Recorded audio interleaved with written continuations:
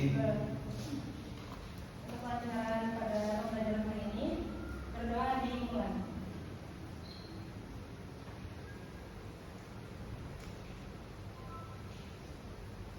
Selesai.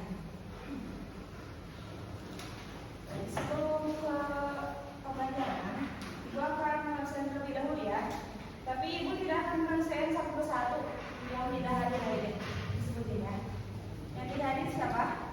Ilham, Bu. Nah, Ilham kemana Ilham? Ilham katanya sakit. Oh iya, Ilham. Sama Udin, Bu. Siapa? Udin. Udin kemana Udin? Udin katanya izin. Izin, tapi tadi ketemu di warnet. Oh, berarti berbohong ya. Iya. Berbohong itu tidak baik ya. Nah, tidak boleh. Apalagi di bulan puasa. Tidak membatalkan, tetapi mengurangi apa? Sekali yang tidak hadir. Sudah, Bu, coba aja.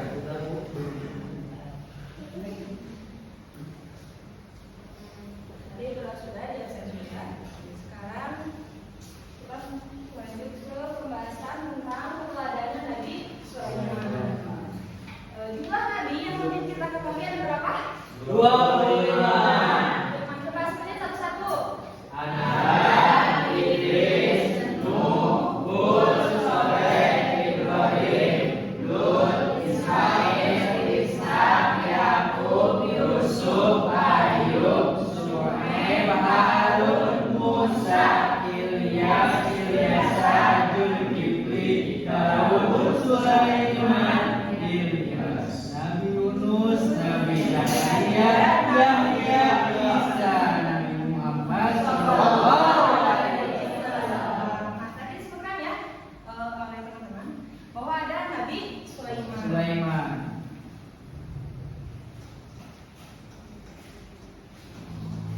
Sebelum ke pemateri, apakah ada yang tahu fungsi Nabi Sulaiman itu apa?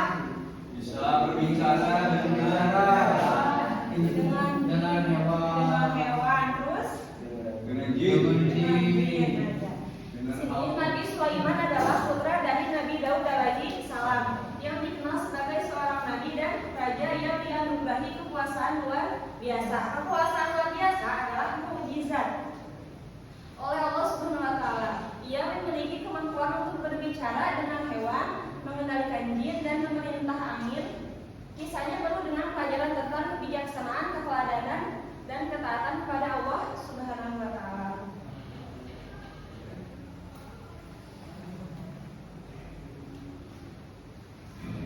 Sini Ibu akan membahas tentang keteladanan Nabi Sulaiman. Apakah ada yang tahu keteladanan itu apa? Atau teladan itu artinya apa? Contoh, Contoh, kelakuan yang baik. perilaku, terus perbuatan yang baik. Nah, di sini ada 5 poin tentang keteladanan Nabi Sulaiman. Yang pertama, bijaksana dalam memutuskan suatu perkara. Ada kisah pada waktu Nabi Sulaiman terjadi perbicaraan antara 2 perempuan, di mana 2 perempuan itu kalau di masa sekarang itu di rumah sakit atau di bidan ya melahirkan secara berbarengan bersama-sama. Kemudian dari lahir 2 bayi itu ada 1 yang meninggal.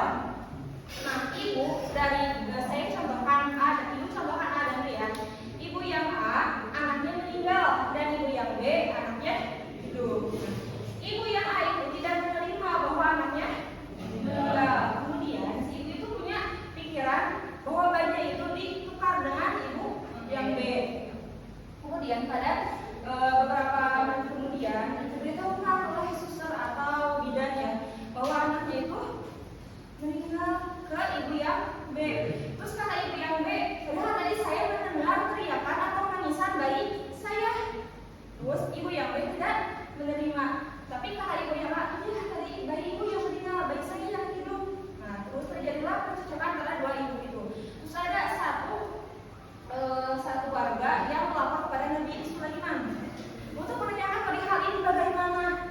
Nah, saking cerdasnya Nabi Sulaiman mengambil tindakan. Nabi Sulaiman meminta agar meminta pedang atau bisa pedang golok ya. Untuk apa? Untuk membelah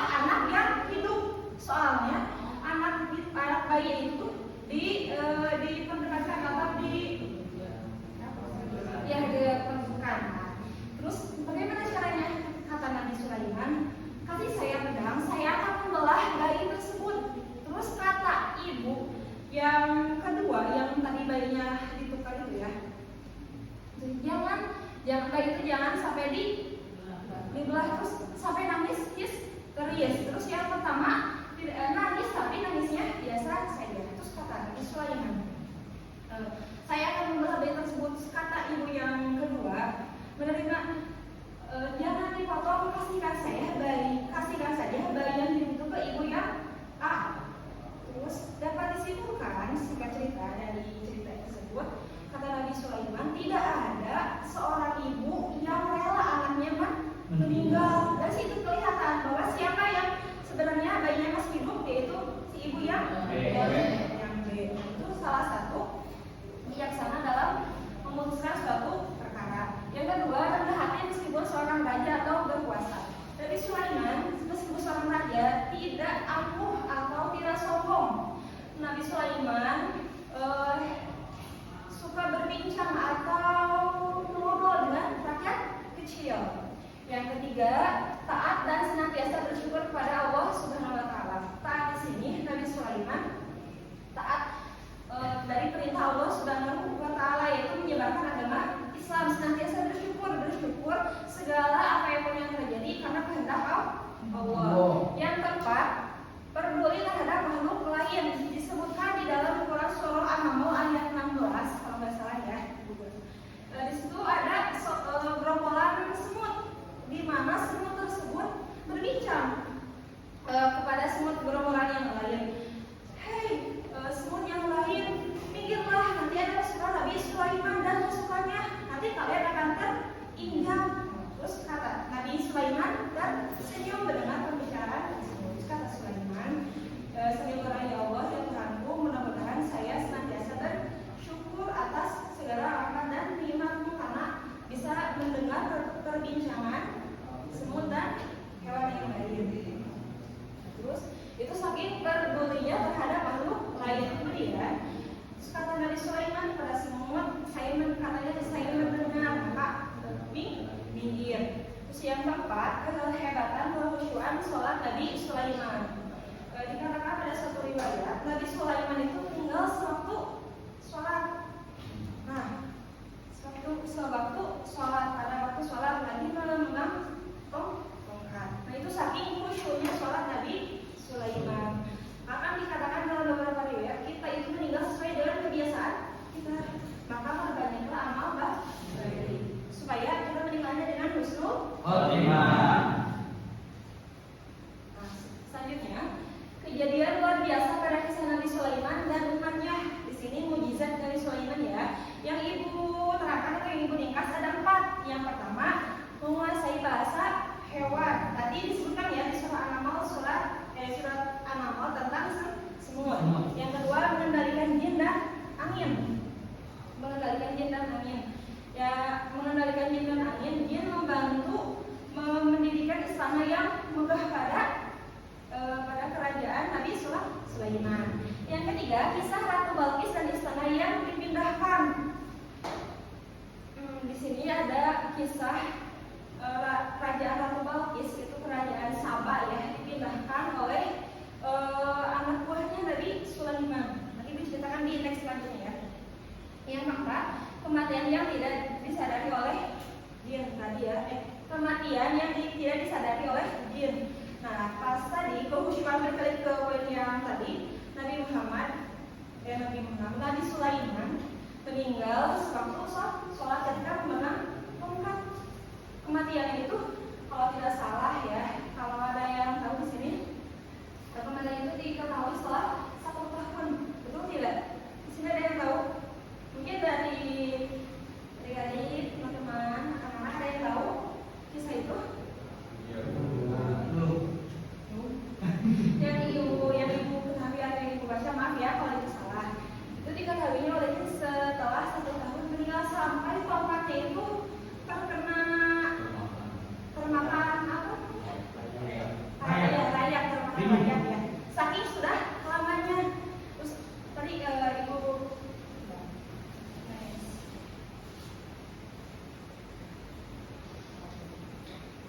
jelaskan yang kisah Ratu Balqis dan istana yang dipindahkan. Nah, di sini terjadinya Ratu Balqis sampai beriman kepada Allah. Kenapa? Karena pada suatu hari Nabi Sulaiman itu memuji burung yang bernama Hudhud. Burung tersebut kata Nabi Sulaiman, jangan sampai keluar istana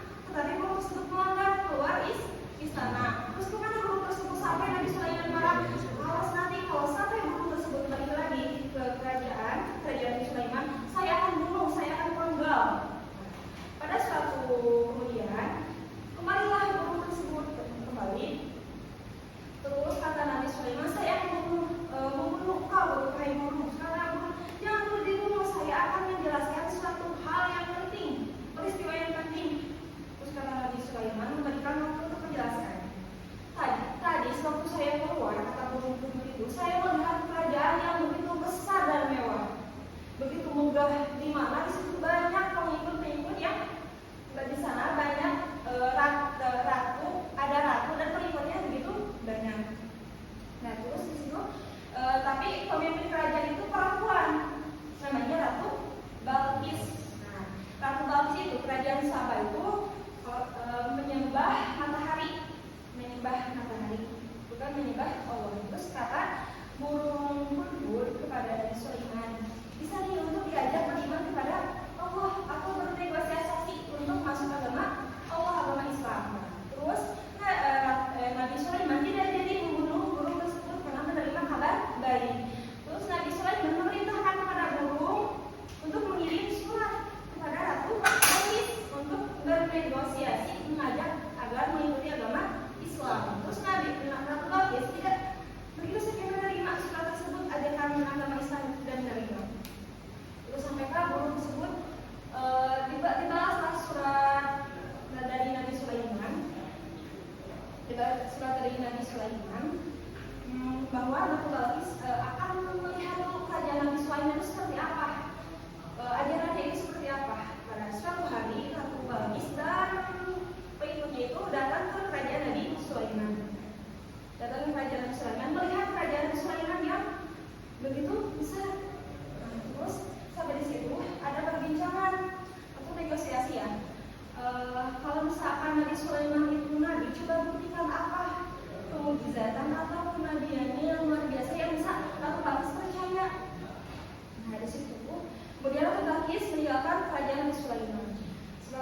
Pas itu Nabi Sulaiman berkumpul dengan para ulama, para jin, para semua pengikutnya, para semua umatnya.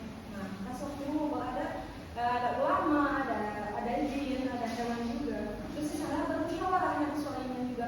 Jadi bagaimana caranya agar Ratu Balqis meyakini bahwa kekuasaan Allah. Nah, singkat cerita dari musyawarah itu menghasilkan bahwa ulama itu bisa memindahkan kerajaan Ratu Balqis ke kerajaan lain.